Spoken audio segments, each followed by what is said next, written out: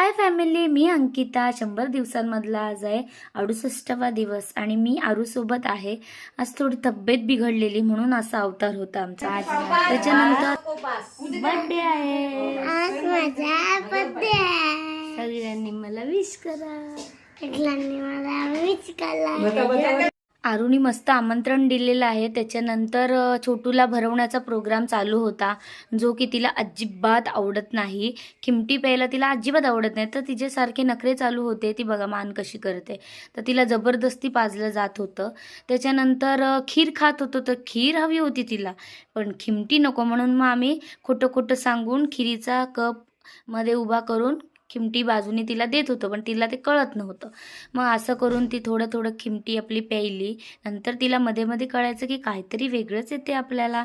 मग असं मजा मस्ती करत हा दुपारचा टाईम आमचा गेला. त्याच्यानंतर आरू स्कूलला निघाली, तर तिला शाळेत मस्तपैकी ड्रेस घातलेला ताईने आणि सगळ्यांना चॉकलेट वगैरे देणार होते, कारण आज तिचा बर्थडे होता. तर मस्तपैकी ती बड्डेला म्हणजे शाळेत पण गेली.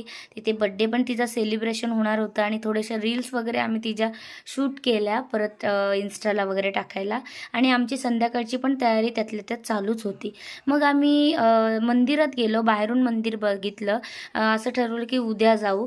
मग आरूचा मस्तपैकी बड्डे सेलिब्रेशनचं सगळं केलं आम्ही. छान छान तिला हा टेबल घेतलेला आम्ही गिफ्ट, त्याच्यावरच बड्डेचा केक वगैरे ठेवला.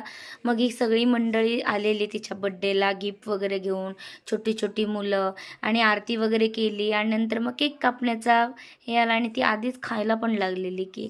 मग केक कापला, जेवायला बसलो आणि असा संपवला आमचा गोड दिवस. बाय.